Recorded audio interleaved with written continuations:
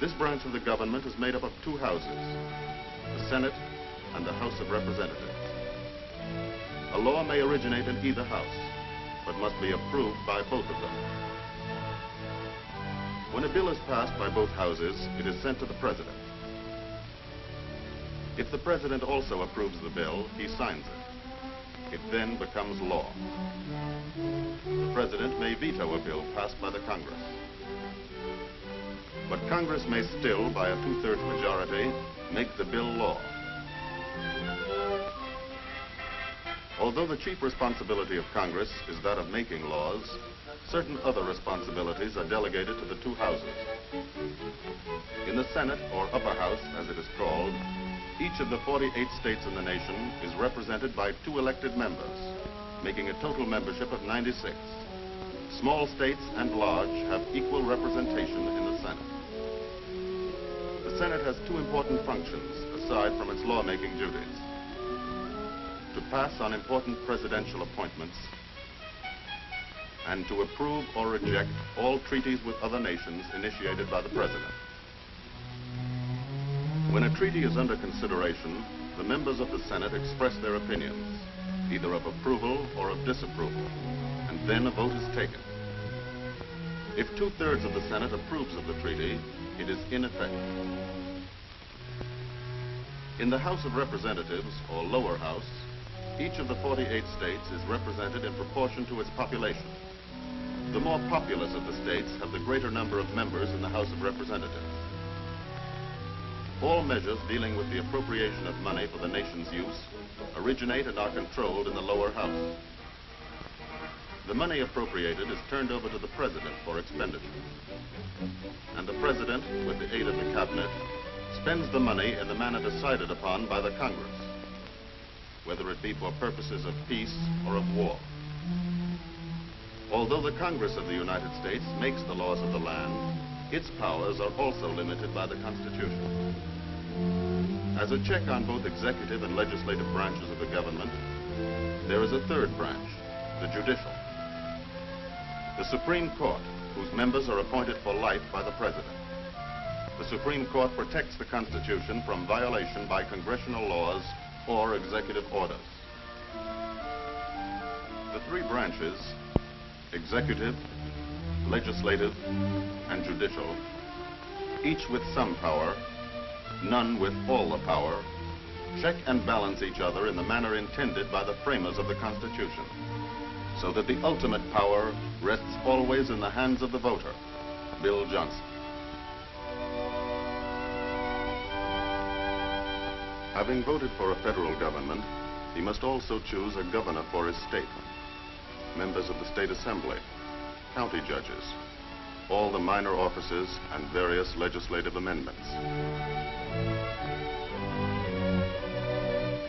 When Bill Johnson is finished, he has elected an entire government from top to bottom. That is, if a majority of the voters think the way he does about it.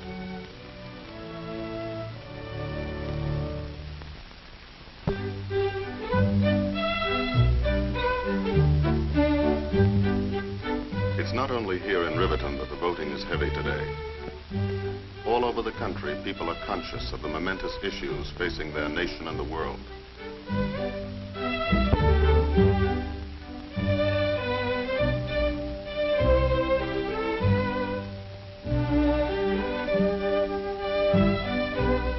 This is their way of expressing their conviction of how and by whom these issues should be met.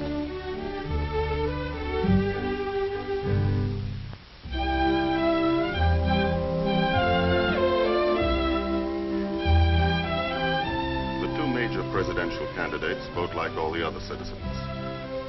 One of them in New York City describes himself as a lawyer.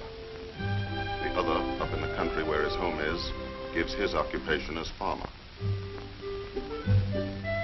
For those who cannot come to the polls, an absentee ballot is provided, and the voting is supervised by the local notary.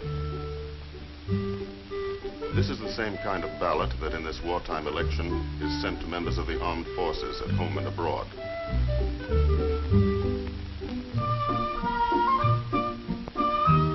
These ballots are returned to be counted in their respective states. Here in Riverton, the line grows longer. The citizens are following the constitutional provision that elections are held on schedule, rain or shine, panic or prosperity, peace or war. That chalk on his sleeve is part of yesterday's history lesson, when Mrs. Dawson reminded her pupils of two other memorable elections. In 1864, with the nation in the throes of a civil war, Abraham Lincoln, one of America's greatest presidents, was opposed in a bitter campaign by one of his own generals. The people chose to re-elect Mr. Lincoln. In 1916, during the First World War, an election was held. And now again in 1944. Early in the summer, nominating conventions are held.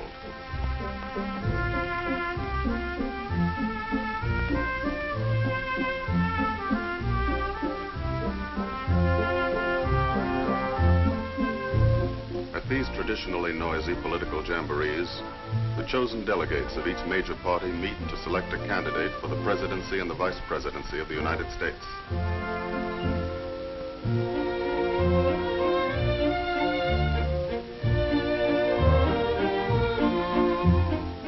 Now the candidates have been chosen.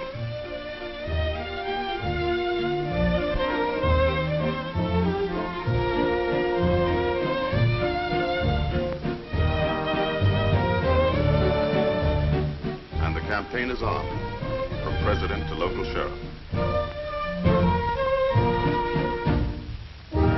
For 3 months, all through the late summer and fall, wherever people come together, issues and men are discussed and argued about. Some feel that this isn't altogether a good thing, that a lot of time and energy are wasted this way. It may be, but that's the way Americans like to do it. They like to feel everybody has a right to speak and is interested enough to do it. Even the small fry. Every attempt is made by all parties to influence the people's thinking.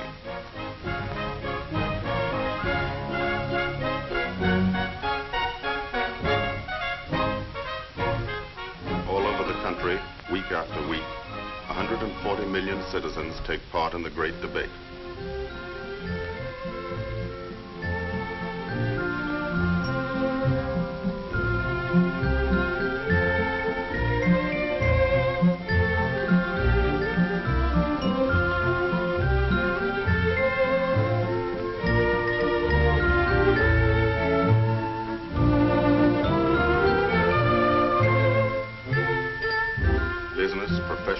Civic groups endorse one candidate or the other. For the first time in American history, organized labor takes an active part in the campaign.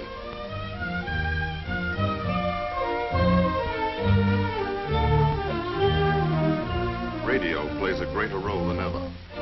Time on the air is paid for by all parties and distributed evenly among them, giving the party in office no advantage over its opponents. It is estimated that in the last days of the 1944 campaign, 70 million Americans heard the speeches of the various candidates.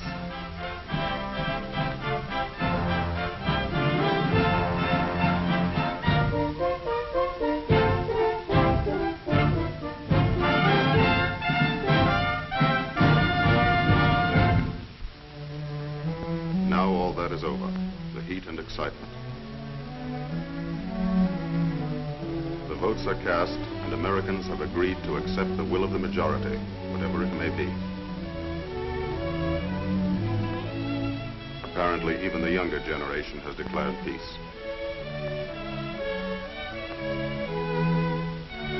Now the election board begins its last duty, the counting of the votes.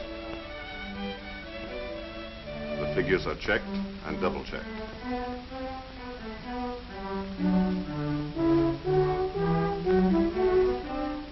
Then they are telephoned to headquarters.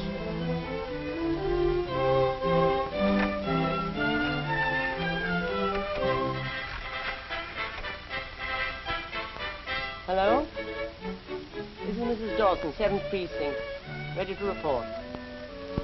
From coast to coast, precinct by precinct, city by city, state by state, the results are recorded.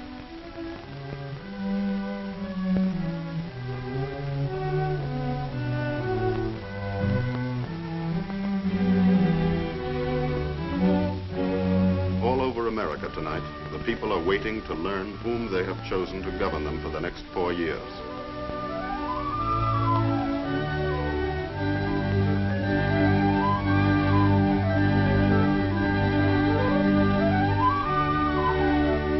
Towards midnight, the final results are announced.